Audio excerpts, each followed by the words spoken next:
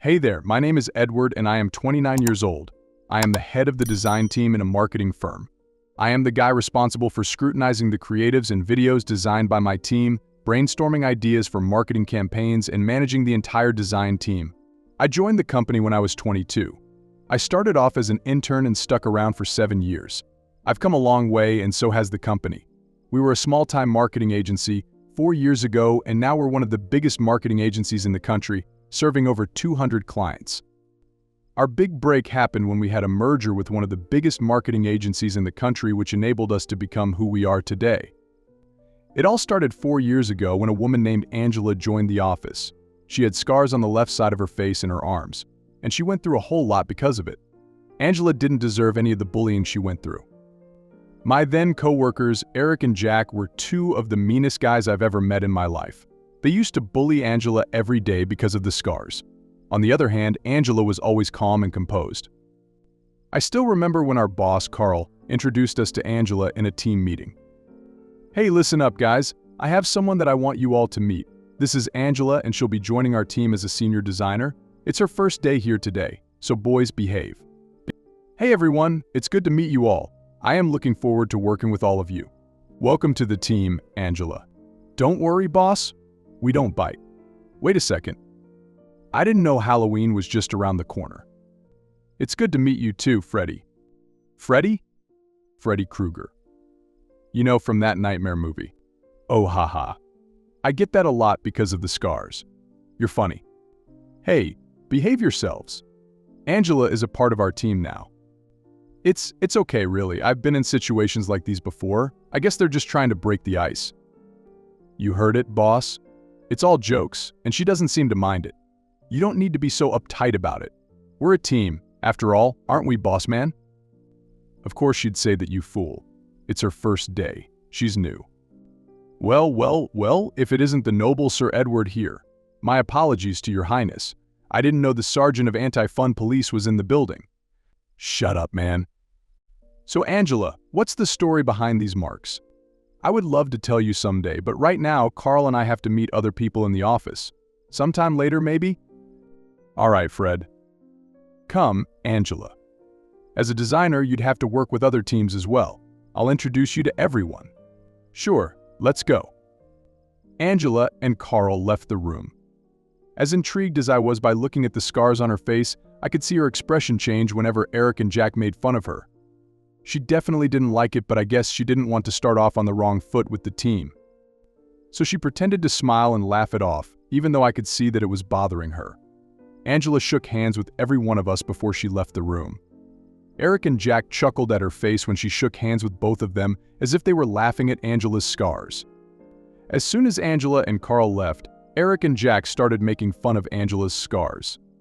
I didn't want to be a part of their sick humor, so I left.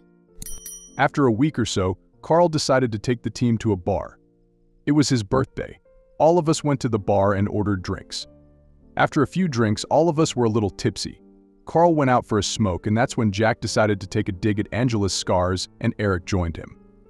"So Angela, you never told us about how you got these scars. You could play the Joker in the Batman movie. You could just go like, you know how I got these scars." "Oh, that'd be sick. A female Joker with actual scars on her face. They could save a lot on the makeup." "I had a car accident when I was a teenager. That's how I got these scars." "Must have been a really ugly one. I can tell by your scars." "It was pretty ugly." "Hey, we can talk about other things if you want." "Yeah, I wouldn't mind that. Tell me about yourself, Edward." "Well, I joined the company as an intern. I was fresh out of college and I stuck around for all these years." "You seem to like this job." "I do. I like the office space, the work, and the paycheck is also good." "And what about you, Angela? Do you like working with us?" "I do. It's a good place to work." "Have you ever thought of getting your face fixed? You know, plastic surgery and stuff?" "Fixed? What do you mean? You don't want to give kids a nightmare with this face, do you?" "No, I think I am good. And kids, of all the people, care the least about what I look like." "Well, they haven't seen the movie Nightmare at Elm Street, I suppose. I would have been scared to death if I saw you after the movie." "What's up with these Freddy Krueger references? You guys seem to be obsessed with that movie." Nothing like that. Your face just reminds us of that. Hey guys, I think you've had enough for today. Angela seems fine, but you and Jack look hammered. You're the one to talk. You never show up for parties. How would you know what we look like when we're drunk? Well, you look extremely drunk for sure, and you're just being mean to Angela. Mean? We're not being mean. Angela loves to joke with us. I don't think so. It's all right, Edward. They're just drunk. They won't understand what you're saying anyway. Why are you guys whispering? Let us in if it's a secret. We promise we won't tell anyone. It's nothing, Jack. Oh, Carl's back. Took you long enough. My wife called. She wants me to come home. The kids are waiting to cut the cake. We finished our drinks and we pushed off. We booked a cab for Angela and Carl went home in his car. Jack and Eric were drunk, so we left their cars in the parking lot and I dropped both of them home. On the way to their homes, all I could think about was how could Angela be so cool after these fools were so mean to her? If it was me, I would have lost it. I would have snapped at them. It would have even ended up in a brawl. But Angela was something else. She was always so calm and composed. She never lost her cool. I thought maybe she'd been bullied her whole life for the scars that made her immune to these mean remarks. I dropped them off at their homes and then I went home. A few months passed by and everything was okay.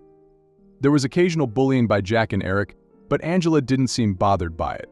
She was always so kind to everyone and everybody seemed to like her. And she was pretty good at her work.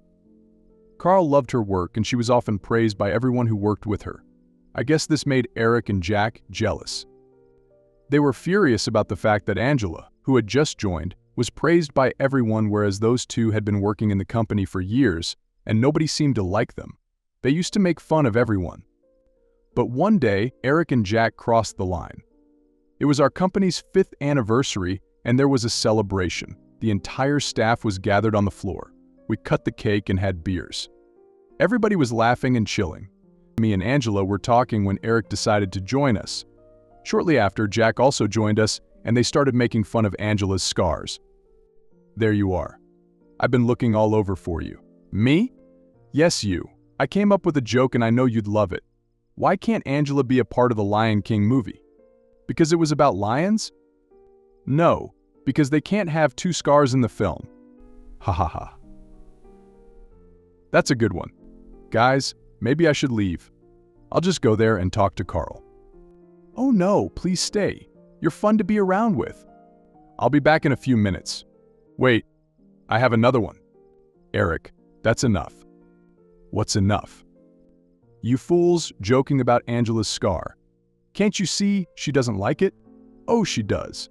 She laughs at every one of our jokes. Don't you, Angela? Guys, Edward is right. It's okay to joke about it sometimes, but not all the time. I've been bullied a lot because of these scars, so I'd appreciate it if you didn't make fun of me. Eric, you should apologize to her. Do you want her to come into your dreams and hurt you? Enough. Guys, you're just crossing the line now. I don't like people making fun of my scars. Watch your tone. Don't take us for fools. You think you can yell at us like that? Go look at yourself in the mirror. You should be glad that we talked to you. I never told you to come talk to me. Yes, you didn't, but we still came. And before you yell at us, just know this. We would never go out with a scary woman like you, let alone be your friend. Eric, that's enough. Oh, I forgot you're also here. You see, Angela, only losers like Edward would ever be your friend. He's a loser and no one really respects him. You should keep him around in case you need someone's shoulder to cry on. And what's the matter with you, Edward? You always seem to interrupt us when we talk to Angela. Do you like her or what? Well, that must be something new for you, Angela. Go hang out with losers like him, Scarface. We would never be your friends. I mean, just look at yourself. We came here to have fun. We were just cracking jokes so we could be better teammates, but you had to snap at us. What a pity. You missed your only chance to be friends with us. Shut up, both of you. Or what? You and your Frankenstein monster here would beat us up. Why don't you do something about it? Let's go out and see what you got, shall we? Edward, please don't fight with them. They're just not worth it. Let's go somewhere else. Yeah, you go, losers. Jokers should stick together. I was furious at them and I was ready to go all out. They wanted to fight and I wasn't the one to back down either. but Angela grabbed my hand and took me out of the office. As we were leaving, I could hear Jack and Eric making fun of Angela and calling her names. I wanted to turn around and punch them in the face, but Angela didn't let go of my hand. We left the office floor. We went to the staircase. She was angry and so was I. She finally let go of my hand when we reached the staircase. There was no one there. It was only me and her. She sat on one of the stairs and broke down. I looked at her and I was shocked. I'd never seen Angela be angry or sad, but here she was, sitting on the stairs, crying like a baby. Jack and Eric got to her this time. I didn't know what to do. I was just looking at her crying and I froze. I was so quiet that a few minutes later she turned around to see if I was there or not. And there I was, standing just looking at her like a mannequin. She called out my name and I snapped out of it. I sat beside her and held her hand. She looked at me with teary eyes. How long is this going to be like this? You can't just let them bully you like that. We should talk to Carl about it. It's of no use. What do you mean? I've been bullied my whole life for having these scars. Carl might fire both of them, but the next day it would be someone else who would act like them, making fun of me. So you're just going to let them do what they're doing. I told you, it's of no use. I quit trying to fight people like them a long time ago. I just ignore them until they get bored and stop making fun of me. I have always looked up to you because you're kind, talented, and know how to deal with people. But I didn't know you were a coward. If you don't go report them, I'll do it for you. You don't need to do anything for me. You don't understand anything, Edward. What don't I understand? Those two pricks are bullying you, or the part that you're too afraid to complain about them. I am not scared of anything. Then what is it, Angela? What's stopping you from standing up for yourself? What is it? It's nothing. Just let it go. I won't, and you shouldn't either. You know you can tell me anything, right? We're friends, aren't we? We are. Maybe I'd be able to help. Just tell me, all right? All right. I haven't told anybody about the full story of how I got these scars. You'll be some of the few people in my life who would know about it. So please, I want your word that you'd keep it a secret for the rest of your life. You have my word. I was in high school when I crashed the car. I didn't know how to drive properly. My elder brother, who was just a couple of years older than me, was teaching me how to drive. Everything was fine and I was getting a hang of it. We were at a signal and it was red. I accidentally jumped the light and we crashed with a truck passing by the road. After the crash, I was unconscious for 2 days. When I woke up, my parents told me that my elder brother didn't make it and he died during the crash. Ever since then, I've blamed myself for his death. These scars mean nothing to me, but knowing that I am the reason my brother died will haunt me for a lifetime. I am really sorry to hear that. That's the reason I don't confront anyone who makes fun of me for my scars. I feel like I deserve everything that's happening to me. I feel like I am being punished for killing my brother. Angela, you didn't kill your brother. I did. I was the one who forced him to get in the car with me and teach me how to drive. If I hadn't done that, he'd still be alive today. I don't want anyone to know about this. Please, Edward. I won't tell anyone about this, I promise. And I don't want to talk about this ever again. All right, we won't talk about it again. After Angela told me about everything, I was numb. I didn't know what to do and how to react. After a few minutes, she quietly stood up and went to the washroom. I was just sitting on the stairs. I was just so numb after hearing all of this. My heart sank when Angela told me the truth. She was hurt. She blamed herself for her brother's death. And people had no idea. Angela was going through so much. She was always smiling. And I would have never ever figured out that she was hurting and was going through hell if she hadn't told me. She came back from the washroom. She had washed her face. Her eyes were still a little red from crying. She told me that we should get back to the party. I agreed. I got up and we went back to the office floor. Fortunately, Jack and Eric had already left with Carl to a pub and there were not many people left in the office. I went ahead and brought some cake, chips, and some cans of beer for the both of us. I told her that the party doesn't end until we want it to. She smiled and we drank beer. We ate the cake and chips, and after our beer was finished, we went to a nearby restaurant. We ordered some drinks and food. She was smiling and laughing again. Looking at her smile and laugh, it felt like everything that happened was a dream. Nobody could tell that this woman, sitting right in front of me, was crying an hour ago. She just seemed so happy. She knew how to hide her emotions by masking them with a pretty smile. We finished our dinner and I dropped her home. She told me that I was a great friend and she loved to be around me. I told her I felt the same. 2 months later, during a regular office day, I heard Jack and Eric talking about Angela. Angela was sick, so she was on leave. I went up to their desk and I saw they were making memes about Angela on their computer.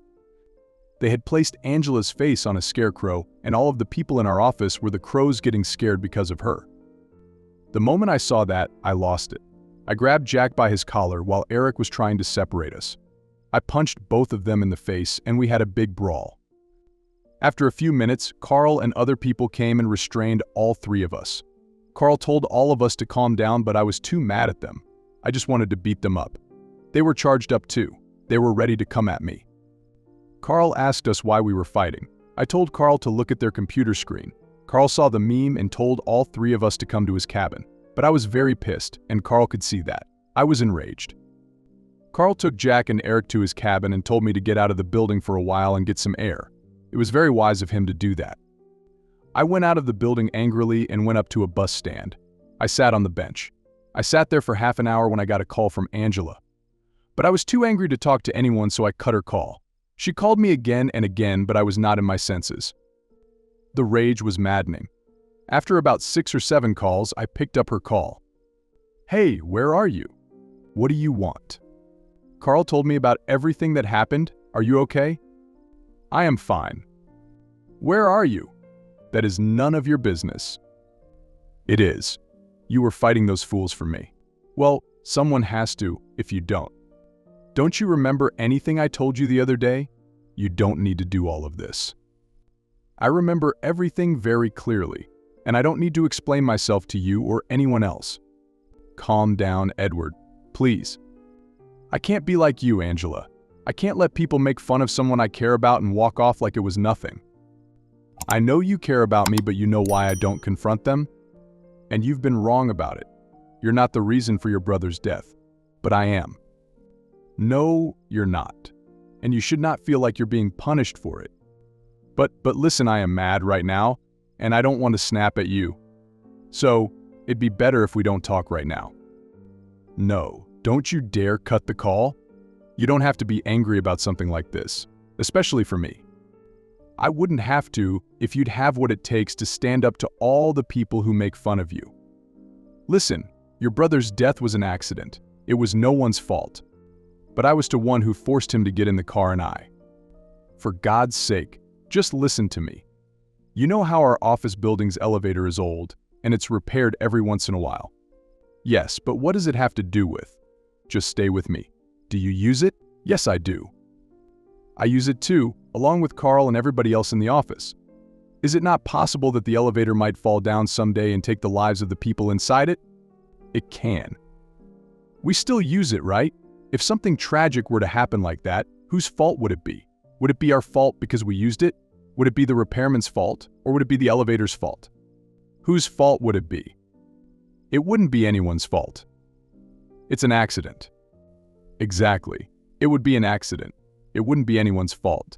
Just like the car crash that took your brother's life. It wasn't your fault or your brother's or the truck driver's that hit you. It was an accident. Accidents just happen. It's not anyone's fault. I know you're mad right now, and I've been meaning to say something to you. Wherever your brother is, and if he's watching you, he'd be really disappointed with his sister. No brother would ever want to see his sister get bullied by clowns like Jack and Eric and not do anything about it. So if you actually want to do something for your brother, be the brave sister he would have wanted you to be. And I cut the call. I didn't even hear what she had to say after everything I had said. I was just too angry. I was more furious about the fact that Angela was not doing anything about it. After I cut the call, Angela didn't call me again. I went back to the office after like an hour or so. I had cooled down and I was back in my senses. I came back to the office and Carl called me to his cabin. He told me that Jack and Eric were being fined for their behavior and they'd been suspended from the office for a week, and I also had to pay a fine for not acting professionally. I agreed to everything he said. At that moment, I didn't care about what Carl said. All I could think of was how I snapped at Angela and said all those things to her. A week went by and Angela didn't come to the office. Now I was scared. I didn't call her to check up on her because I was too scared. After all the things I had said to her, I didn't know how she would react. I used to think about Angela all day, but never dared to call her. After a week, Jack and Eric came, and so did Angela. The moment I saw Angela entering the office, I went up to her to apologize, but she told me that she would talk to me later. She had some other business to take care of. She went directly into Carl's cabin. After half an hour, Carl and Angela came out and gathered everyone to make an announcement. Everybody, listen up. We have some great news. Everybody, please gather around. We have a major announcement to make, so we'd appreciate it if you left your work for a few minutes and gathered around, please. Alright, so I have some great news for everybody. I know there have been rumors going around the office that we're going to go through a merger. Well, it makes me extremely happy to tell you all that we've just finalized the merger, and as of today, we're part of one of the biggest marketing agencies in the country. Also, another announcement, our very own Angela had been working here as an employee to see if we were worthy of the merger. She is the chief designer of the company we're merging with, and effective from today, we'll all be working under her. She is our new boss. A big round of applause for Angela, everyone. Thank you. Thank you, everyone, and thank you, Carl, for the grand announcement. Okay, to all of the people working here, you're no longer a small marketing agency working with small clients. You're part of our company now. That means you will have the opportunity to work with big clients from all around the world. That also means that everybody would get a massive appraisal and other perks for being the good employees you are. We'll be moving to a new office within a month, and I am sure you'll like it. The office has its own gym, gaming room, cafeteria, and other amenities. We'll also be providing cab services for everyone. We're a team now. I can see everyone smiling, Angela. It is safe to say that everyone is happy with the merger. Just one more thing. As your new boss, effective from today, I am setting up an inquiry on Jack and Eric for the mental harassment they've put me and other employees through. A panel will be created of high-level executives to carry out the inquiry. If found guilty, I assure you that they'll be fired, and there'll be a civil lawsuit for emotional distress. We'll make sure to let every hiring manager in our industry know about the wrongdoings of these individuals if found guilty. That is right. It's high time that we start doing some things differently. That's it from our side. We've arranged cupcakes, drinks, and snacks for everyone. Please take the rest of the day off and enjoy the celebration. Thank you. The moment Angela said this, I looked at Jack and Eric, and their faces looked pale. They knew they were in big trouble, as they'd definitely be found guilty for all the mental distress they caused Angela and other people. I looked around and everyone was happy. They were happy to now be a part of a major company.